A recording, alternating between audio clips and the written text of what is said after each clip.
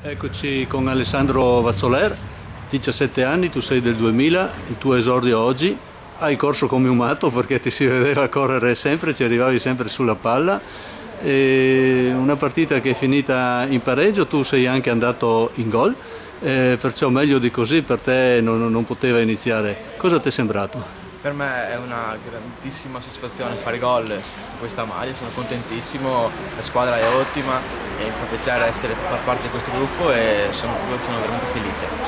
E sì, il 2-2 magari meritavamo qualcosa in più, però io personalmente, oltre al risultato, sono molto contento di aver fatto gol e speriamo di continuare così, di far sempre meglio.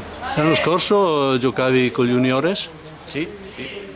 No, l'anno scorso con gli allievi provinciali e ho fatto un bel campionato, siamo arrivati alle fasi finali, però alla fine abbiamo perso. Sì, oggi sei partito titolare fin da subito.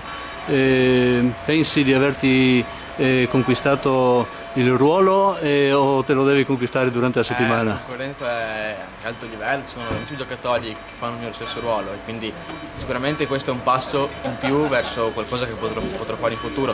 Per adesso io con i piedi per terra, giocare titolare e spero comunque di poter continuare a giocare. Sì, ultima domanda per conoscerti un po' meglio, perché oggi ti abbiamo visto sulla fascia in attacco, è quello il tuo ruolo o hai qualche altra preferenza? No, mi piace molto quel ruolo lì, mi trovo bene sulla fascia di entrare e giocavo anche trequartista io, ai giovanili quando ero piccolo giocavo terzino, però comunque adesso sono più propenso verso l'attacco, quindi esterno, trequartista, mi piace. Bene, allora speriamo di vederti ancora a gol nelle prossime partite e grazie Speriamo, Alessandro. grazie a voi.